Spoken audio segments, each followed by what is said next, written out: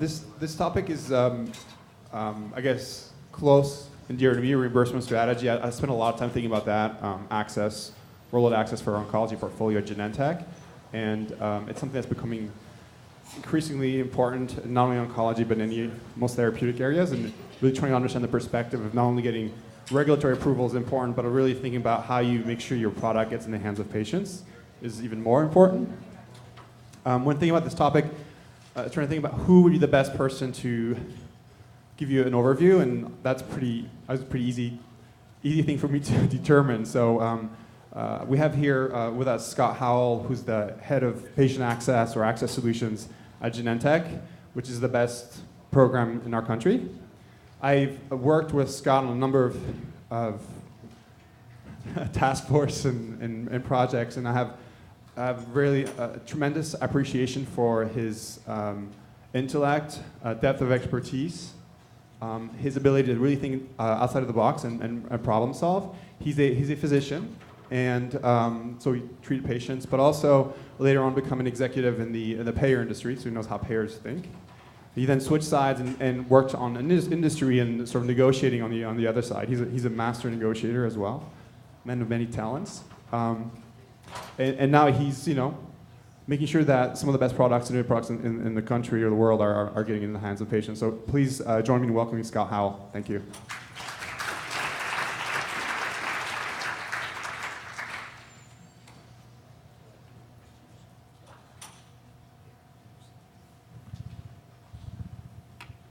Okay, so thanks, Dominic. It's great to see you here, and it's great to be working with you again at this wonderful conference today. I'm really looking forward to our section now on the reimbursement environment. It's going to be a bit of a change of gears, I think, for some of the things that you've covered yesterday and certainly from the first session today, but hopefully there'll be some information here that will be of interest and perhaps a few aha moments as well. I'd like to, before we get started, I'd like to thank Jennifer Cazone from my team at Genentech, actually, who's worked with me today to help prepare some of the remarks and some of the discussion we'll have with the panelists here as we go. I've subtitled my initial remarks here, Think Twice. I've done this for a couple of reasons. I think the reimbursement environment is oftentimes a bit more complex than folks may understand initially. It's also something that I think, though we have some opportunities in, there are some strategic levers that are available to us, and so understanding those and the value that they can bring in bringing your product to the market and affording its access to the patients who need it is also worth thinking twice and thinking deeply about as well. I'm going to start today with a brief overview of the reimbursement environment that will underscore that complexity. Then I'll introduce to you then, I think, a very simple framework for thinking about these somewhat complex levers in a goal of being able to categorize these things easily in your minds as you think about them. And then we'll close with a final few words of advice to life sciences entrepreneurs.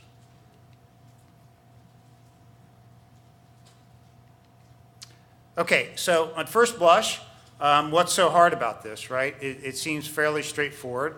The product flows are from the manufacturer through a distribution chain to a healthcare provider and then ultimately into the hands of the patients. And the financial flows are really just kind of the reverse in that. And so there is a sort of simplistic model for thinking about this and might lead one to believe that this could be a straightforward proposition and something that we could navigate quite easily. The reality is, as I mentioned a moment ago, it's actually much more complicated than this. There are lots of stakeholders and channel partners throughout the value chain, each of whom is playing a different role, has a different point of view about things, and moreover is trying to extricate their value from the value chain in a different way as well. And so understanding the nuances makes a big difference. Starting with the most basic nuance is and I'm speaking primarily from a biopharm company's point of view, but we'll have some panelists here that will share some others, right? But is your product a small molecule or something that's reimbursed on the pharmacy benefit side, and if so, it's got one set of flows and stakeholders and financial transactions, or is it on the other side a product that's a medical benefit buy and bill product that's administered in the healthcare providers? And that will have a whole set of different flows and a whole set of different stakeholders. And so In one set of instances, you may be working with whole line distributors and another specialty distributors, retail pharmacies versus specialty pharmacies. What role do pharmacy benefit management companies play, GPOs, and the like? And so the reality is here, there's a lot of nuance, and getting it right makes a big difference in terms of access and profitability for your product. All right, now let's take a look at the framework. I'm going to break things down into 3 areas, 3 buckets, 3 critical areas that you should think about in terms of your reimbursement strategy. Starting up front with your value proposition of your product and the supporting evidence that you develop to help support that with payers. This will help them drive, or help you drive with them, the most favorable payer policy decisions that can be made, so you get the best, broadest coverage and access up front, right? Then there's a series of things that you need to think about as you come to market with your product. Pricing, contracting, and distribution are the most important levers in your go-to-market package when it comes to access and reimbursement and profitability. And there's some trade-offs there. It's an optimization exercise, oftentimes not a maximization one. And then lastly, even when you get those things as right as you can, the insurance system in the U.S. is complex, it's fragmented, there are gaps, people fall through the cracks, and depending upon your product and the space you're in, it can make a lot of sense for you to help individual patients navigate the system and pull them through with a lot of hand-holding, one by one, with reimbursement and patient assistance programs. So let's walk through each of these areas and the levers. We'll start with the value proposition. And again, in the spirit of think twice, a starting assumption might be, if I'm thinking about a marketeer at a place like Genentech, right? I've got a great product, I've got great clinical trial data, I've got great safety and efficacy. Won't that be enough to get me covered well with the payer environment? And sometimes it will. It depends. But it's important to understand that payers are thinking, they are interested in, of course, your clinical trial data and the safety and efficacy profile.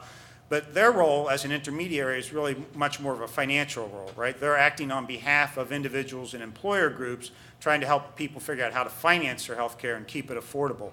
And so they're interested not only in the clinical information, but also the economic information, and it's the ratio of those things that creates the value proposition for them. So they are going to be interested in your clinical trial data and your target product profile and all those things. They're also going to want to talk to you, though, about the economic information side of the equation, your net price and any pharmacoeconomic data you may have or be able to develop. And importantly, not all payers are alike. And it's important to understand the segmentation of your market. You may have public payers such as Medicaid and Medicare, and private payers such as commercial health plans like Aetna and United and the Blues plans. If you're a pharmacy product, pharmacy benefit managers are going to be important stakeholders for you. And with the recent healthcare reform legislation, there's a new developing entity, accountable care organizations, integrated delivery systems that are also taking financial risk, that will be making decisions about access that are based not only on clinical information, but also on the economics for them as well. And each of these players is going to have a slightly different point of view about things. They're going to have a slightly different business model in terms of how they make their money, and that's going to lead them to ask of you different things and ask for different information and either value your product more highly or more lowly. And so you want to think through the segmentation very carefully in order to develop your evidence plan. Your evidence plan is going to evolve over time. Before you come to launch and have your clinical trial data, you actually should be active in this space, and this should be a time when you're developing information about the disease state and the epidemiology, and you're in a position to understand for yourself both the burden of illness for the condition that you'll be treating and the unmet need. And moreover, you'll be starting to think about the positioning of your product as it relates to payers and others in the channel around this information and how they're going to think about it, right? As you come to launch and you have your clinical trial data, you will, of course, have that safety and efficacy data as a starting point. But also now with your burden of illness information and the epidemiology, you'll be able to do some forecasting and budgeting from the point of view of the payers. And these are typically called budget impact models. And so if I'm bringing a new molecule in the cardiovascular space, how many patients have this particular condition? How many of them, what might I penetrate? How many of these will go on? What's my pricing going to be? What is the net budget impact incrementally from a health plan perspective? And depending on what that is, you're either going to gather more attention from them perhaps or less, right? It's important, though, not to stop there. Over time, as you are on market, you have actually a chance to develop even more data over time around the economic information. It's hard sometimes to collect some of that economic information in your clinical trials, obviously, but once you hit the real world, this is where the payers really want to understand. It's great to see how this product worked in your clinical trials, and you say you've got all these great effects and all these medical offsets, fewer emergency room visits, fewer hospitalizations and the like. The reality now is different. Let's see what's happening in the real world, and let's prove it even in my own patient population. And obviously from the payer perspective, the value of this information actually increases over time. And let me just show you a brief example then of how this can be applied. This is a disease state area that Genentech obviously plays in oncology, and it's an important consideration in this space. As you all know, the early initial trials for many oncology medicines are done in the metastatic conditions, and these are patients who oftentimes have failed other therapies. They have a very poor functional status, poor prognosis, and you're looking for proof of activity, right, and initial safety and efficacy data. You're able to run a clinical trial in a fairly efficient manner in that kind of population, and so they make a good initial study population. The challenge from a payer perspective and a value perspective is your trial may show, for example, in a patient population that was going to die in 6 or 7 or 8 months, you've pushed that out to 8 or 9 or 10 or 11 months, right? And it's great clinically because now you got proof of concept and something to go with.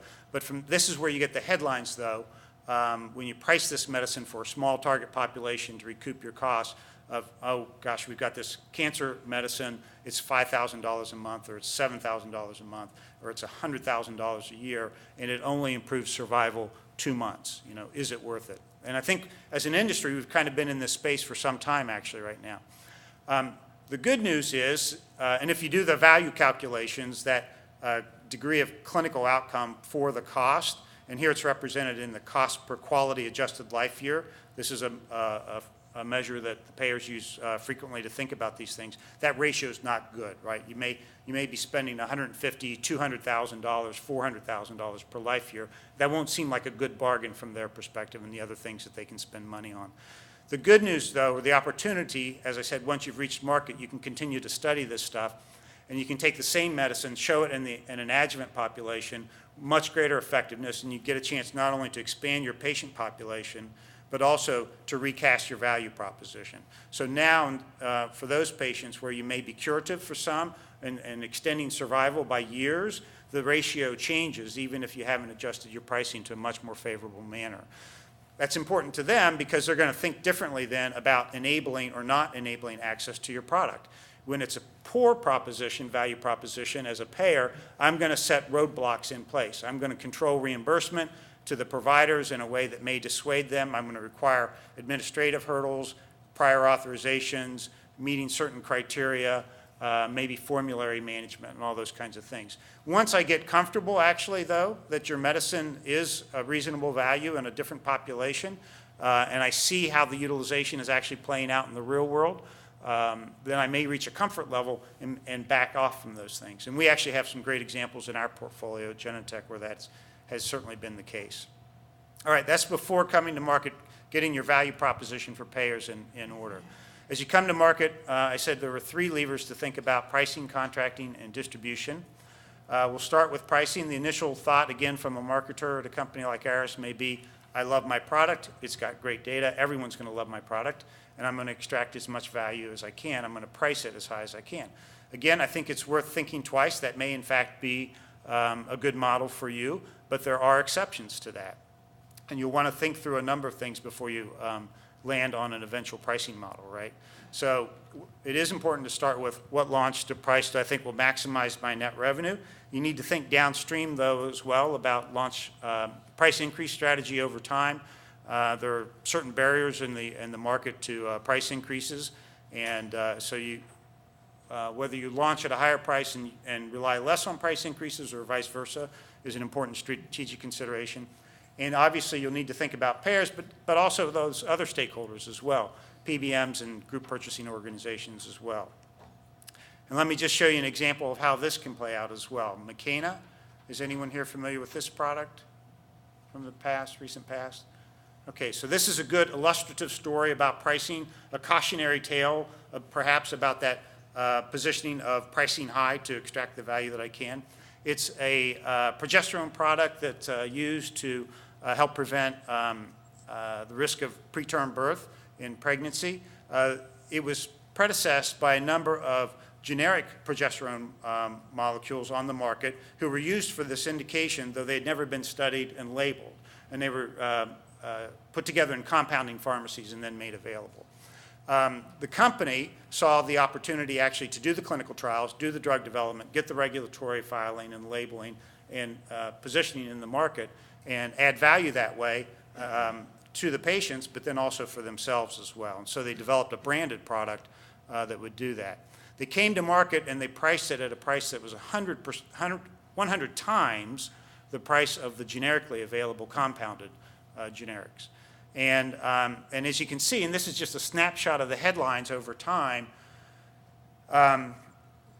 it was breath-catching, at the beginning, but there was some sense that, well, maybe they're going to get away with this. But over time, the marketplace reacted, stakeholders reacted, and in fact, a backlash built. And so they had priced it at $1,500 an injection and felt that they could no longer sustain that, and they cut the price in over half in order to try to retrench in this marketplace and extricate themselves from this backlash. Unfortunately, it was too little too late. They were not able to recover. The FDA signaled that they were not going to police the continued availability of the compounded molecules, and they were going to continue to be available on the marketplace, and the company really never recovered from this. So it is worth thinking twice about your pricing strategy. It's worth thinking deeply, doing the market research that you need, and anticipating all these kinds of stakeholder reactions. The second lever I said in your go-to-market package is contracting. Again, the marketer with a lot of enthusiasm and optimism for the product would say, contracting, those are price concessions. Those are discounts I'm offering into the market. Why would I ever do that? I want to avoid them if at all possible. And that may be, again, a very good starting point, but it is worth thinking twice. Payers are going to have a positioning. They may be using formularies or prior authorizations or differential reimbursement in the way we talked about. It could have an impact on the uptake and utilization of your product. You need to ask yourself, will payer contracting offset any of that? And you need, again, to think through the other stakeholders in the value chain as well, the supply chain as well. Are there GPOs representing hospitals or doctors? And what do I need to do about that sort of thing? And let me just show you a brief example of a company that actually used contracting as a strategic lever in a positive fashion, right? So the last tale was a cautionary tale. This is one where it's an opportunity to use one of these levers. This is a market, a class of products that are quite similar. The green one on the top was the first-in-class market leader launched and got its leadership position, and we're looking at sales by quarter over time. The next two down were the fast followers. These were the products that came at a slight discount and but established themselves pretty quickly after the first one came in there, competed it out, and got some good market share. And the ones on the bottom were all sort of the later entrants, sort of the later Me Too's who never were able to differentiate themselves, except for the one in orange, right? They were going along kind of following the late entry Me Too kind of category, but they did a couple of things. The first thing they did was to make sure that their product actually was competitive with the class leaders. They created a new injection device to upgrade their product. But then the second thing they did was they launched an aggressive contracting strategy targeted at payers. They knew payers were managing the formularies here, and they were enabling access to some products and encumbering access to some of the other products. And so they said, if we can go in there and discount with those guys and get them to favor our product, maybe we can leverage that. And so they did that, and as you can see, it was quite effective. Over time, they substantially grew both their market share and their sales, and you see their quarterly sales here went up by about fourfold over time. And you might imagine, if you can grow your revenue 4 times, you can afford to give some discount to the payers in order to enable that, right? So here's an example of using contracting in a positive way. All right, the third bucket, or the third one in the go-to-market bucket was distribution. This will not be intuitive to a lot of folks in the room. Distribution is an afterthought for many products in the life sciences. It is getting increasingly important over time. We all know the starting point is going to be that product loves access, and that broad distribution and broad access will be my best or my default positioning. And that, in fact, again, may be the case, but it is, again, worth thinking twice. There are some trade-offs to be made in the management of your distribution channel. The access we talked about, broad distribution, broader access, but in order to enable that, you give up some control. Once you get your product out there, and we've seen some of this recently with some of the knockoff products in the U.S. market that have come to FDA attention, if you put your products out there more broadly, you lose control over what's where in the distribution channel. You may also lose control over the data that you want back from those channel partners to help you understand your sales and your targeting strategy. And the last thing you trade off, in addition, so access and control, but the third is support. It's also true that many of these channel partners can help you by providing support services for your product in ways that you as the manufacturer aren't going to be able to do. And let me show you a couple of examples of these trade-offs. The first is a company with a REMS program. They have a requirement for a risk evaluation and mitigation strategy from the FDA. They need control. They need to be able to control how their product is being utilized in the marketplace. And so they set up a model that solves for that. They contracted with an exclusive specialty pharmacy, so one specialty pharmacy, one distributor for the entire country. And the way the product flow works is that the healthcare practitioner decides to prescribe the medication. They contact the specialty pharmacy and enroll the patient. The specialty pharmacy confirms that back with the physician and then reaches out to the patient. And this is the first opportunity actually for a value-add service. That specialty pharmacy now can educate your patient and prepare them for the things that they need to deal with in coming onto this medicine and being both compliant and adherent with it, right? They also wrapped a second service around this, and that is helping folks navigate their reimbursement. They put in a reimbursement center through the specialty pharmacy that would contact the insurance company on behalf of the patient and make sure that all that was going to work and that the reimbursement was going to flow well. And then lastly, they closed the loop with a value add back to the healthcare practitioner to let them know, we've solved for all of this, your patient has access to the product, it's being shipped, and we will continue to monitor things. So here's a model that is not broad, it's not solving for broad access, but it is giving great control and some great support services as well. So this is one example of how you can leverage your distribution model. Here's another one, specialty pharmacy example again. I mentioned earlier that the value of some of these support services. This is some data looking at adherence programs through specialty pharmacy. You see on the left the blue line for the decay rate, the adherence over time, and you can see on the right when the specialty pharmacy implements a program for an intervention group, how they can shift that curve upwards and to the right, and they can improve adherence over time. You can imagine for a product with a lot of sales, this is very, very, very valuable. All right, so that's distribution, and that's the second bucket. So we talked about value proposition and evidence support for payers upfront to get your coverage right. Then we talked about go-to-market strategies, pricing, contracting, distribution.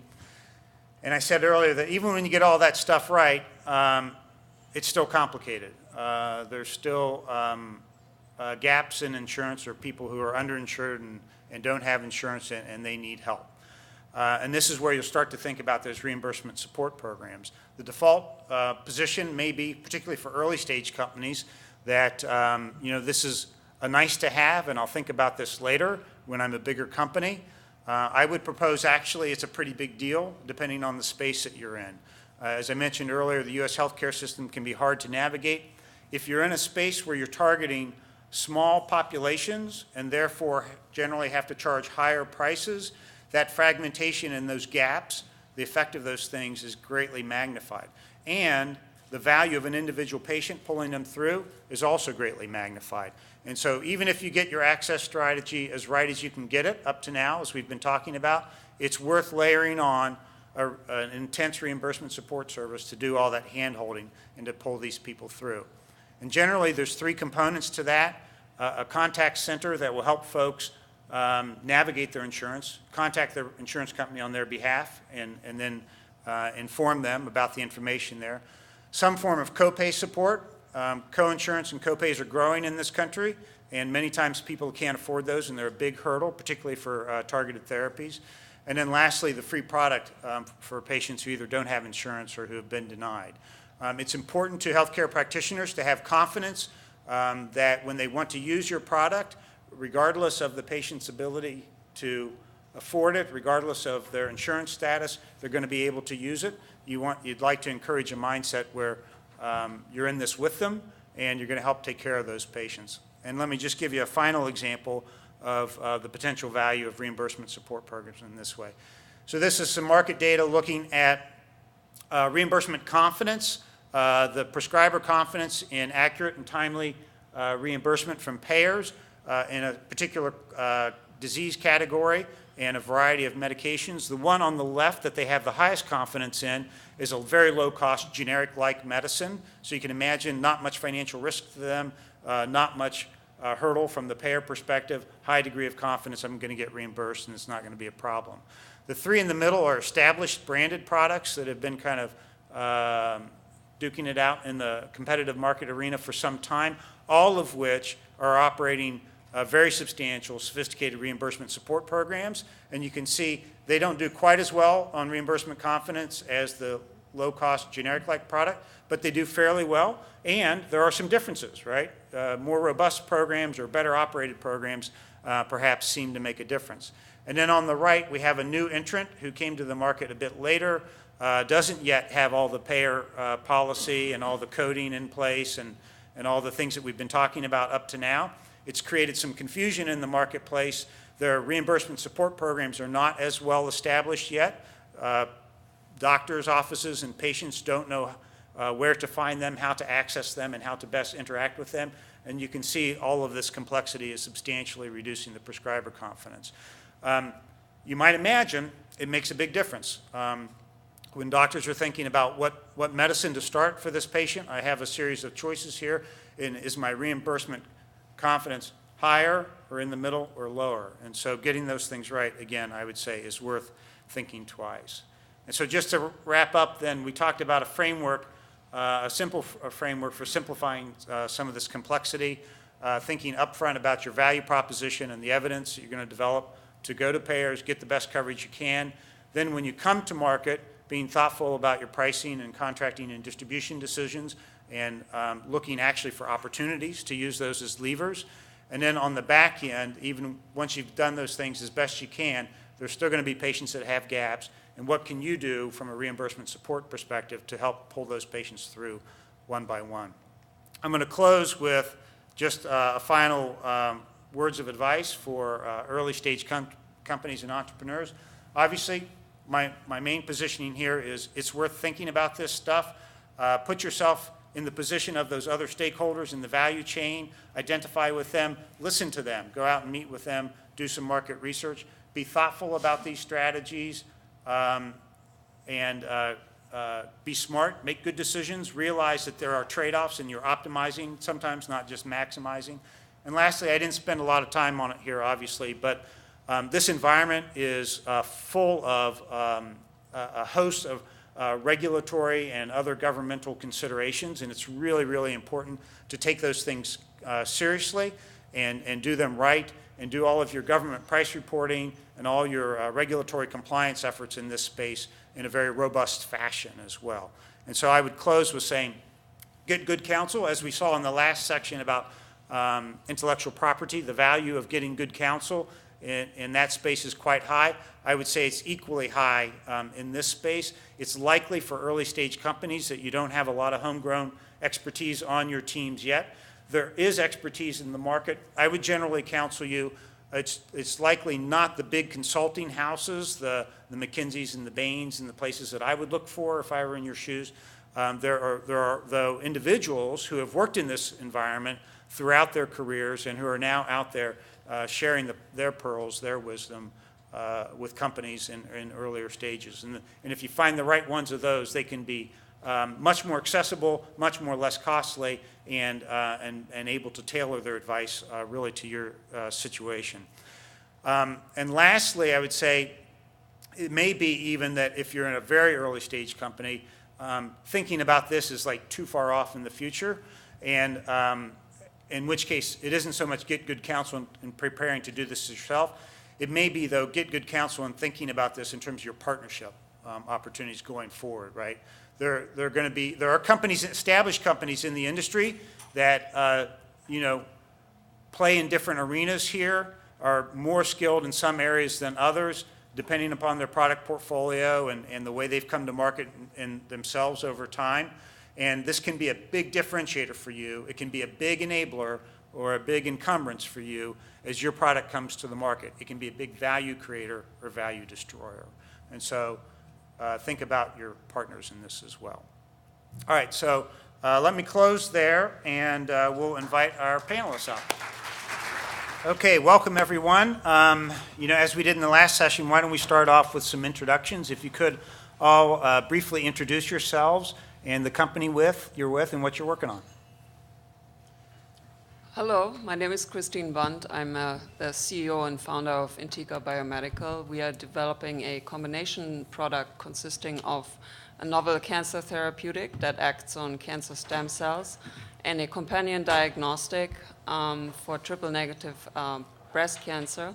We're based in Boston. I guess I'm sitting here because I spent 15 years in big pharma, first Hoffmann and Roche in Switzerland, and then Merck and Company in White House Station, and I had the pleasure, and sometimes not so much pleasure, dealing with payers worldwide. Hi, I'm Danielle Zrochik, and I'm CEO and founder of WeCare, and I design and break down the barriers to high cost and high technology medical devices in order to make globally inexpensive and affordable devices. Our first device is a negative pressure wound therapy device, and basically reduces the cost by over a tenth and takes the high electrical requirement down to a mechanical device. And I just returned from a clinical trial in Rwanda to prove out the concept in a phase 1. Yeah, I'm Steve Rosenberg. I'm the Chief Scientific Officer at CardioDX. We're a molecular diagnostics company, uses genomic information to try and come up with better decision-making in the cardiovascular field. And I've been lucky enough to be involved with 2 products that are, some being reimbursed, some not, but both work and are being used to help patients. I'm Sean Duffy. I'm founder and CEO of digital health company Omada Health. We've built a web program for people with prediabetes to help them reduce their risk of converting to type 2 diabetes. I'm on this panel, I think, because we want our app to be considered as a therapy for people with prediabetes. And it seems like the world of digital health is moving in the direction of apps and services being actually prescribable. So when they first invited me to be on the panel, I actually tried to say no, but Dominique promised me I could contribute value. So up here representing the software side. Good. All right. Well, listen. Thanks everyone for joining us. Steve, let me. We're going to start with some facilitated questions here. Let me start with you, perhaps, in the diagnostic space. The diagnostics market is, from a reimbursement perspective, oftentimes even more complex, I'd say, in some ways than what we just talked about. And sometimes you hear people talking about the second valley of death, actually, as they bring their diagnostic products to the market. Can you tell us about the lag time that sometimes exists between initial approval and really establishing yourself in the marketplace, and some of the things that you do to try to bridge that?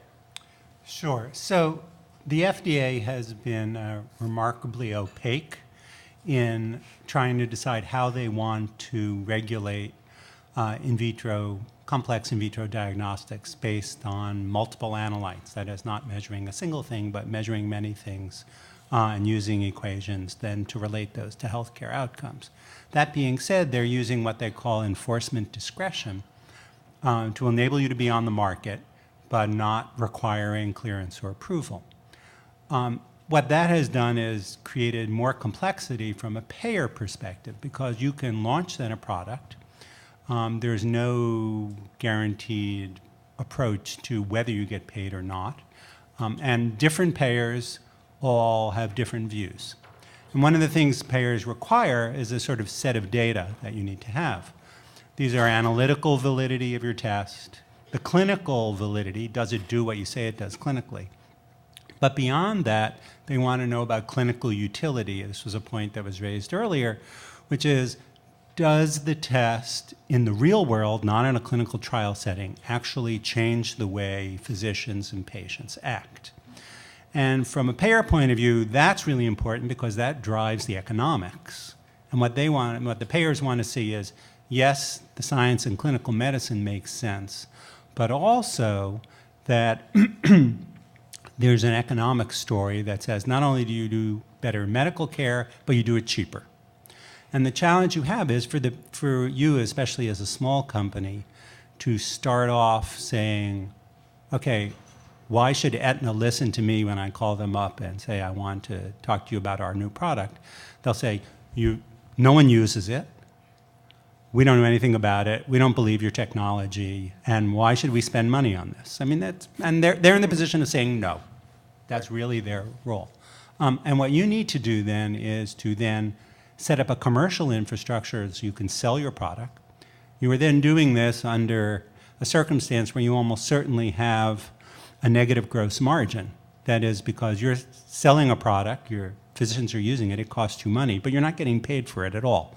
It's one of the wonders of the American healthcare system, that you can deliver a service and not get paid for it. And the challenge you have is that you need to establish use and some real-world clinical utility that you and your investors are basically financing. In some cases, this can run $50 million worth of stuff. I know in at least one company's case, the amount of money that their investors ate over a several-year period in the oncology space was greater than $50 million before they got, broad reimbursement. So that's really the second value of death in the financing environment over the last few years. It wasn't, could you develop a product? People said, great, you developed a product. They said, well, does anyone use it? You say, yeah, we have thousands of people using it. But they say, well, are you getting paid for it? And if the answer to that was no, you had a very difficult time getting financing. So that was the second valley of death, as I think I called it. Good, thank you. Okay, so Danielle, why don't we turn to you? The medical device space is also a bit different from the biopharma space.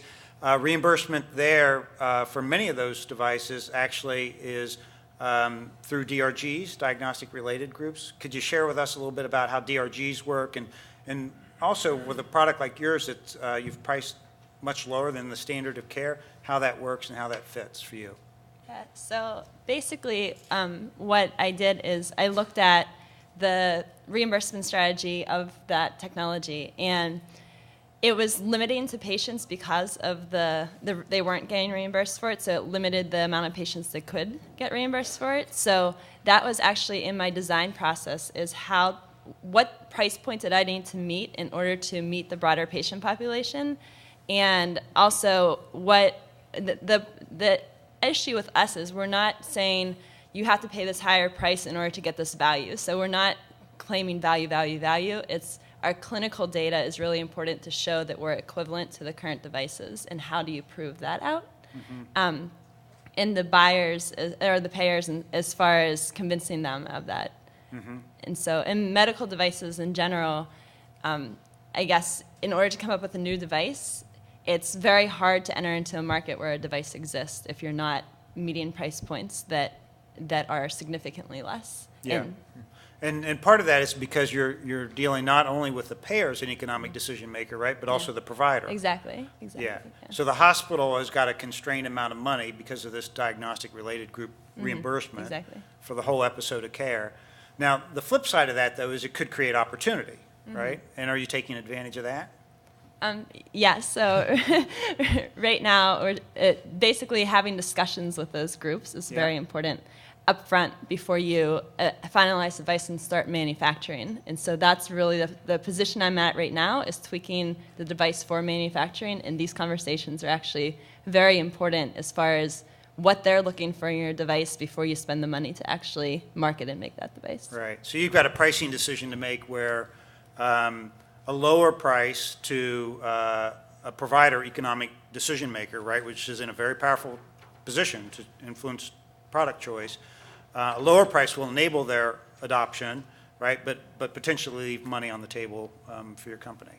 Yes, and also that they might also be looking for a specific part of that device technology-wise. Yeah. That if it's not there, they wouldn't be willing to pay for it no matter what costs you're charging. So. Yeah. Okay. Very interesting.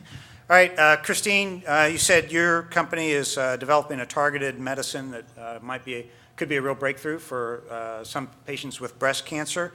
And I understand that before you even licensed the intellectual property for this particular product, that you actually went out and talked to some payers about it. Could you tell us why you did that and what you learned and how that could be important? Well, so it's very good to start in the current environment if you have a really predictive test to identify a relevant patient population which would benefit from the medicine. And in fact, I think in the future, if you don't have that, you might be in trouble.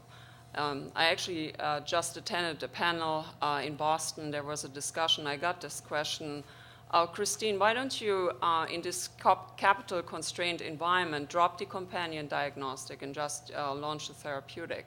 You know, it would be faster to market. My reply was, I'm not sure I would be successful and actually pass diligence even of very smart investors who recognize that this is very, very important. To your question, I think it's very important that you start thinking very early about reimbursement, even if you do indication choices. So we had a couple of discussions with some payers and also some former colleagues from pharmaceutical companies, because if you have choices, look at the competitive pipeline and who's out there. Are there targeted therapies already approved in a certain indication? Then you're going to compete with them. So you have a far better starting point to obtain reimbursement if you have no competition. So that was one important consideration, and also one driver other than the science. We have a target which is highly expressed in triple-negative breast cancer, but currently there's only chemotherapy approved and there are no targeted treatments available. So if you come with those arguments to the table for negotiation, you have a completely different starting point. Yeah. Good. So even in an area with high unmet need and a targeted therapy, depending upon whether you're in a competitive environment or not, there may be certain pricing bands out there and expectations that you need to be prepared to deal with, even in that environment. So a couple of considerations, and Scott, you mentioned that already. In terms of pricing, and certainly in areas which have a lot of mortality associated with it, chronic diseases such as cancer, you have to consider early access programs for those who cannot afford care. That's critical. And you have to think about that early and factor that into your pricing strategy. Yeah, good. Okay. So Sean, let's turn to the disease management area. Again, a different vertical here and a very interesting one, I think, from a reimbursement perspective. The disease management market is one that historically has been kind of hard to break into. There are a lot of companies have tried. Some have had some success, some less so. I'd be very interested to hear, how you're thinking about this. I know from the payer perspective, when I worked in that environment before, we sometimes, again, kind of to Steve's point, started from a point of view of some skepticism, and moreover, even a point of view perhaps that we're kind of already paying for this anyway, right? We're paying the provider system really to deliver good care and to coordinate all that care. And so what's different about your program that I ought to think about reimbursing it? Exactly. So we actually don't think of ourselves as a disease management company at all. The background is we started at Omada Health thinking about how we could help entities that see the cost of diabetes avoid the cost of diabetes, right? So the 10-year net present value of avoiding a conversion from pre-diabetes to diabetes is enormous. It's $55,000. And the question for us became is how can we show a 3-year, inside a cost savings inside of 3 years for an entity that might pay for this, and leverage existing evidence that shows that it's possible to help people with prediabetes not get diabetes. And so really there was this landmark clinical trial called the Diabetes Prevention Program that finished up in 2002. And what they did is they took people with prediabetes through a 16-session lifestyle course and watched what happened to their conversion over the years. And at 3 years, the risk reduction was 58%, and at 10 years, 30%. So really, the clinical results were so good that if that program were a pill, right, if it were some sort of therapy, it probably would have been commercialized, probably through some of the same complicated channels that you discussed earlier. Right, but it wasn't a pill, so the question became, how do you bring that to the world? So for us, kind of our vision is to kind of change the provider framework of what we're doing, so they think of us as a therapy. So it's something that a doctor could find someone with prediabetes and actually prescribe us as a reimbursable therapy. Now that's kind of a long-term vision for a company. In the short term, we need to sell through channels that can see 3-year cost savings, and so it's almost a question of being a cost savings intervention versus a cost effective intervention. And so tell us how your conversations with payers are typically going. So we started, even before we incorporated, we were having conversations with payers. There's a national diabetes prevention effort that's just spinning up right now with the NIH, CDC, in partnership with United Health Group, some of the Blues plans. And so we started talking to some of these folks that are thinking about prediabetes and interventions as something that should be, down the road paid for by Medicare, and hopefully that would trickle down. So it's, hearing their perspectives made us really think that it is possible, to really pull this off. I mean, there's an increasing recognition that we can't, as a nation, watch everyone with prediabetes go convert to diabetes. And is the primary way that you and your company are gaining payer insights, is it through these sort of one-on-one discussions with payers, or are you doing any market research or other avenues? Well, so it's a bit of both. I mean, it's one-on-one. There's really, for us, there's kind of three entities we're interested in. Payers can either serve as, in the fully insured market, they can serve as the entity that actually pays for it. In kind of the TPA roles they serve, they can serve as a distribution channel to self-funded employers who are increasingly looking at their diabetes costs and wanting to do something about it. So it's kind of a combination of payer and distribution. And then there's other interesting models too. I mean, in a world where increasingly global contracts are being negotiated for delivery organizations and they're seeing the costs of diabetes more directly, we can sell directly into those entities. And by referencing this amazing body of clinical literature that has already been completed and is very well trusted, and just trying to deliver some of those fundamentals in a different way, we've been able to get some interest there in those groups as well. Yep. Anyone else with any other ways that they try to gather insights from the payer world, or really from the value chain generally? So one of the things we did early on, a year before we launched our product, we hired our first reimbursement person. Yep. Just to get those relationships started, to try and understand just as you do customer research, you need to do payer customer research and say, what are you looking for in terms of an evidence package? When will you look at evidence? One of the things that was a bit of a surprise, I think, was that payers in general will only look at published literature. If it's not published in the peer-reviewed literature, they won't look at it. Doesn't matter if it's been presented at ASCO, or AHA. If it's not published, they say they want that second step of peer review. And that can add a year to when you get reimbursed. A year you probably are, if you're burning millions of dollars a month, you probably don't have. So that's an interesting challenge. Anybody else with creative approaches? I wanted to just offer another alternative, because as we're sitting here in a cash-strapped environment and we're thinking market research and those sort of things, it's hard to do for startups. Right. One of the very simple things you can do is talk to your customers, i.e. your physicians, the people who prescribe the product, especially in the device world. So Intica is not my first company. My first company is Taurus Biomedical, based in Lexington, Massachusetts. They're in 2B development for interstitial cystitis with a drug-device combination product. If you go to a urologist and you ask them how would they use the device, they got entire sheets out with CPT codes. You could identify your codes. You could plot it all together. So you had half of your reimbursement strategy already there. And it's very important that your product fits into a setting where your customers can make money as well. That's important too. Yeah, great point.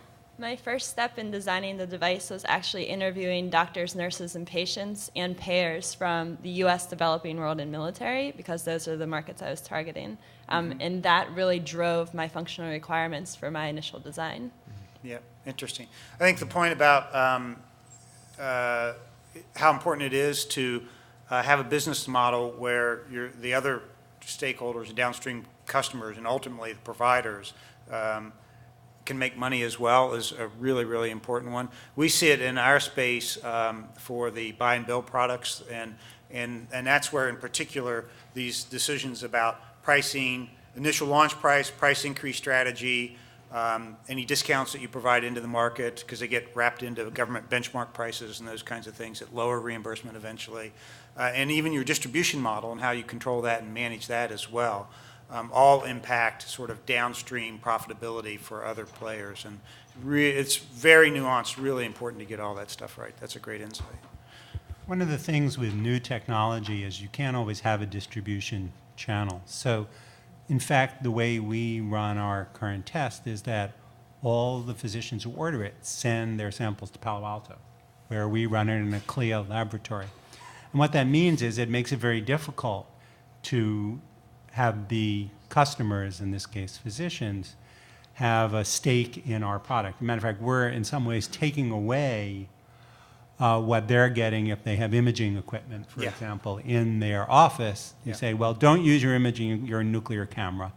Send our sample because we're better for the patients, we have more accurate data, et cetera. But it can be a hard sell. Yeah, that's exactly right. And it underscores then how your value proposition may be different for different players in that value chain, right? Because your value proposition to the payer may be, I can help you better risk stratify patients here with cardiac symptoms and get them more efficiently treated, save you costs. But when you're talking to the cardiologist, he may view it more as a threat and say, hey, I've got all this technology, all these services I can do.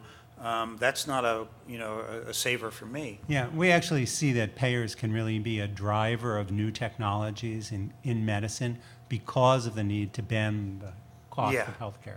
Right. It gets a little complicated with the physicians because they have different, we could talk about it, every example has pluses and minuses. So Steve, are you, how are you going about collecting data and evidence to back up this sort of value proposition for these kinds of patients? So, I mean, we started off by doing really prospective clinical studies showing, yes, we can measure in peripheral blood gene expression patterns, whether someone has coronary artery disease or they don't.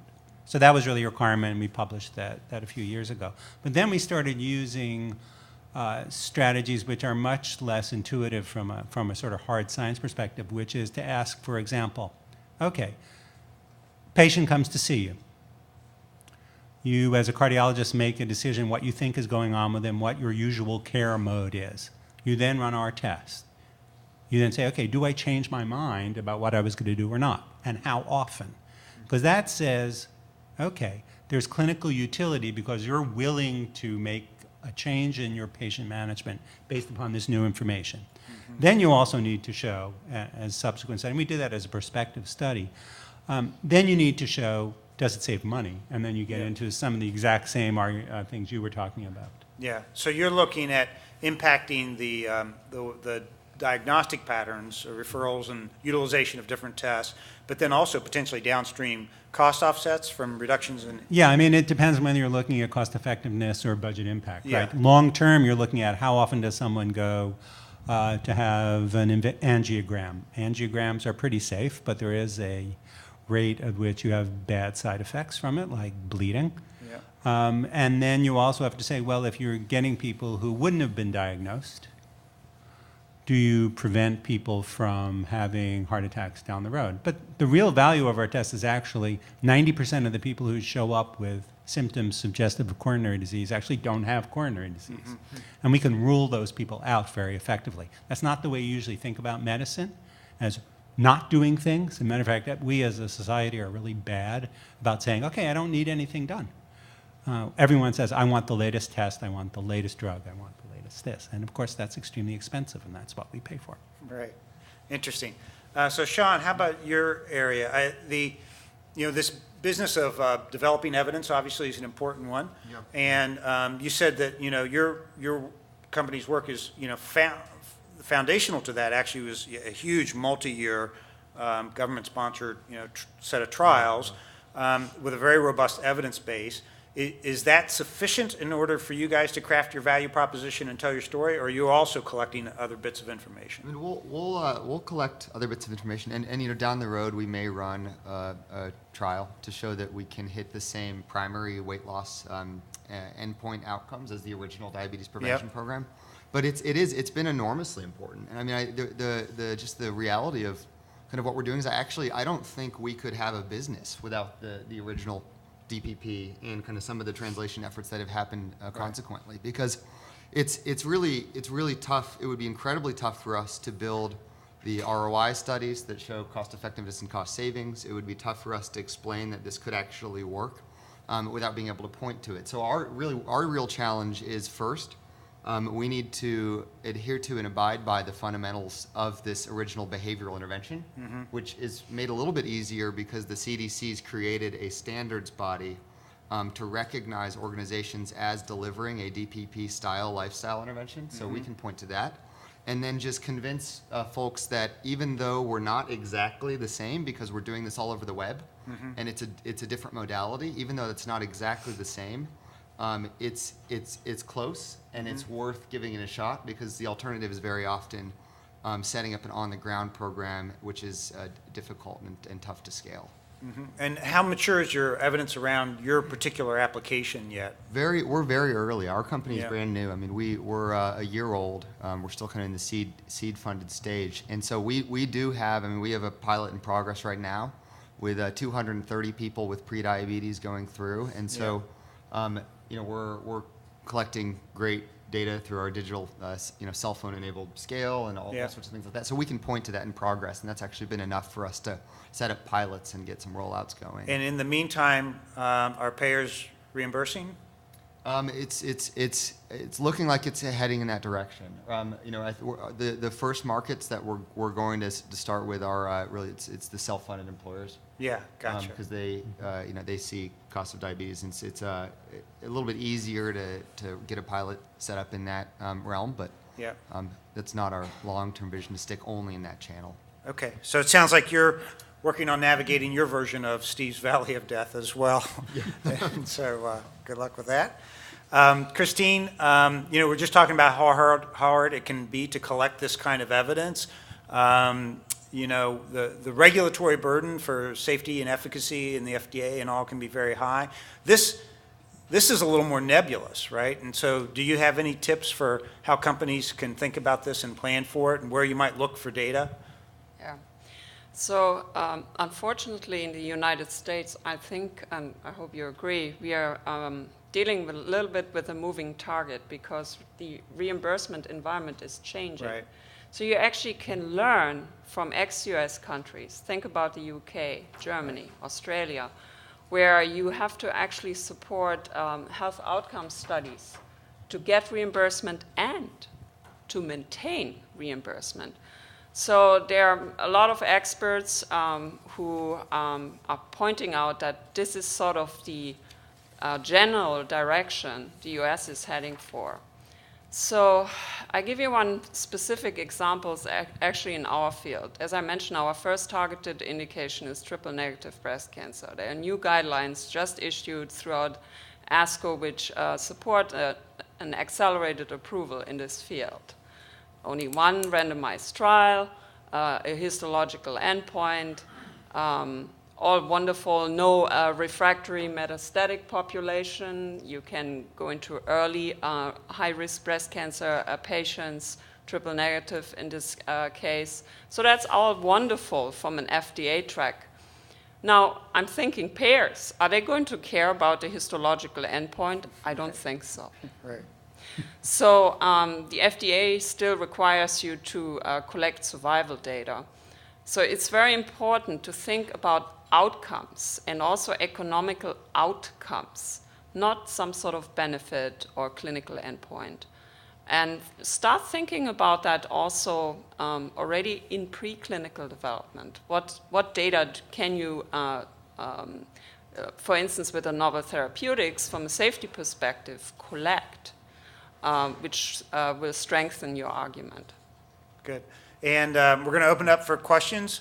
In the meantime, Christine, let me just one follow-up to that. You've done this in both large companies and small companies now. Speaking to kind of smaller company environment, entrepreneurs, earlier stages, any bits of advice about how to do this economically? Yeah, it's obviously tough for small companies because I mentioned it, the budgets are smaller. If you do market research, as we know, it costs a lot of money. So another important group we haven't discussed yet are your key thought leaders. So work with them. Yep. They have great ideas there. They work with other larger companies who can give you advice, and patient advocacy groups. So especially in rare diseases, take them to the negotiation table. Use any kind of leverage you can get. So those would be some additional advice I could offer. Good. So again, talk to your customers, talk to your key opinion leaders, and get their point of view. Okay, questions? Yep, Tom? Oh, up front here? Hi, my name's Amal. So it's nice to see digital health being represented here. So I have a question. So given there's so many apps and so many different devices, do you see that the validation for reimbursement for digital health type of things, can that be short-circuited just based on real-world evidence without going through sort of, so if you have, say, 50,000 users of your app and you can show that, hey, there's a decrease based on what they were before and after, does that allow you to go straight to payers? Is that ever going to happen, or is that just never going to happen and you have to go through the RCT? And the second part of the question is, if once you do have the validation, how much time do you actually save for building those reimbursement relationships to get to the point where? I mean, I guess it's still an evolving landscape, so I don't know if anyone can answer that exactly right. My feeling is you do need the evidence, and it needs to be attached to some sort of a clinical outcome.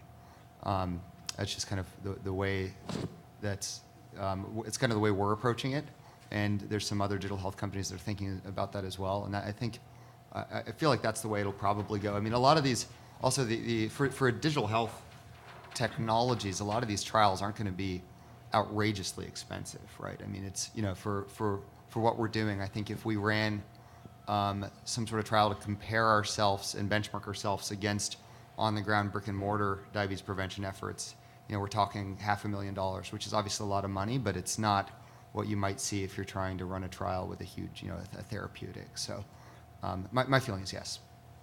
All right. So I just point of view from somebody who's, again, worked at a couple of health plans, I would say you're absolutely right. This is an evolving field, and I think it remains to be seen. It's a little bit like when payers were first started, being asked a few years ago to start paying for email exchanges, right, between doctors and patients.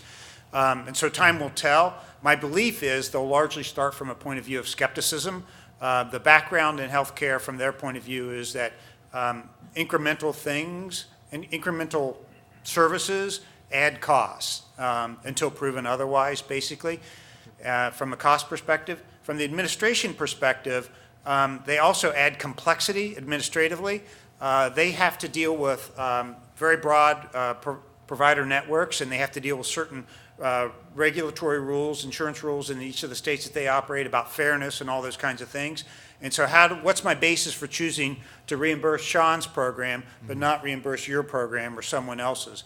And so their starting point is often, I just don't want to open this up, because if I open this thing up, it's just going to go all over the place, and it can be very hard for me. And on that exact point, I mean, that's where I think evidence becomes increasingly helpful, right? 'Cause Absolutely. If I show up and I'm like, look, we've got this Yeah. trial, another company shows up and they have kind of similar results, then they might both be paid for, right?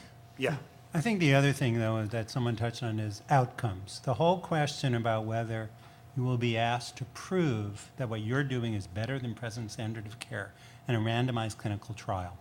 It's a very difficult one because that can cost not $500,000, but $100 million to run that trial. Yeah. And there's a big, one of the things that has been ongoing is whether there isn't a role for the National Institutes of Health and other private partnerships with governmental organizations to fund those sorts of trials, because otherwise you're going to have a lot of innovation which is never going to see the light of day.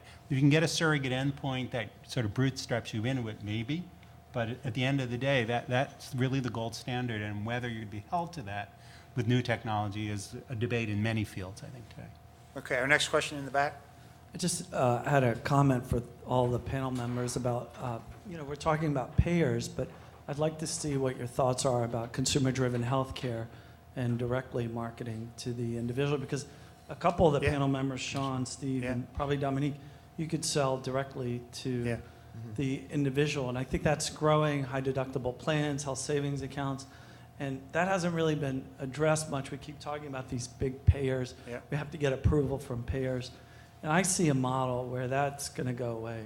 I mean, I think targeting to the individual is what's coming. People argue patients they don't know if they need a chorus, lab test or with We Care, an ulcer.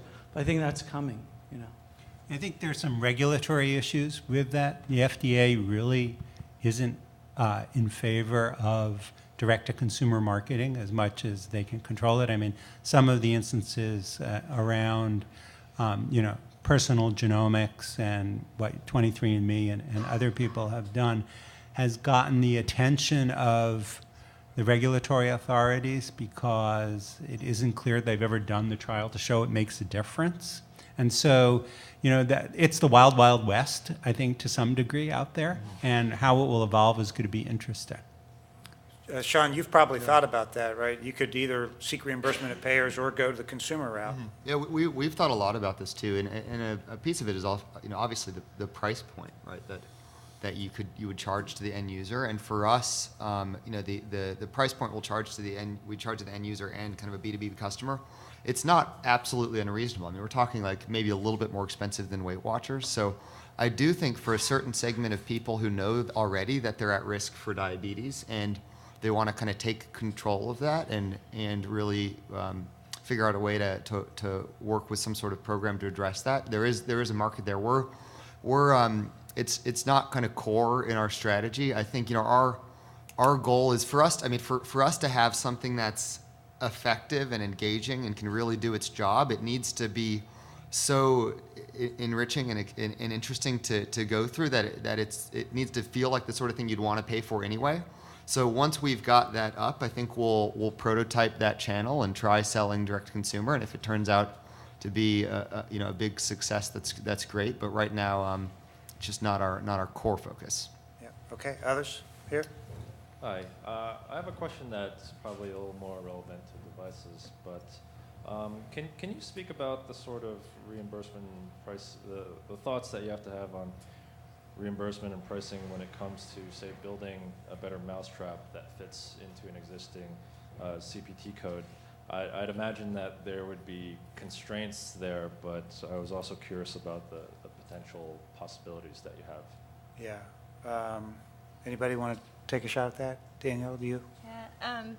Well, there's whenever I first started designing this device, so it's purely mechanical, and the code is actually for an electrical device. And during my design process, there's actually a code that was issued recently for mechanical devices, which good for me, right? I didn't have to go through that. But originally, I was trying to talk at least to the right people to understand what technology-based points I needed to meet to fit that code that existed. And it made my device a little bit more expensive if I needed to meet those endpoints. But now, since this other code exists, I could reach the endpoints I actually wanted to reach. So I think it really plays into your design. And if you're designing if you expect to be reimbursed under a specific code, you should probably know whether your design's going to be, your end product's going to be reimbursed or not under that code before you actually go down the path of making it and trying to sell it. And one other strategy that people have used is to stack codes so that you have multiple steps in your process, each of which gets reimbursed. Different payer organizations have taken either DIM or other views about that. And the alternative is really to use a miscellaneous code, which gives you a lot of pricing flexibility, but there's no precedent for what you should get paid or whether it'll get supported. Yeah. So if you're trying to really show value, oftentimes a miscellaneous code is a good strategy.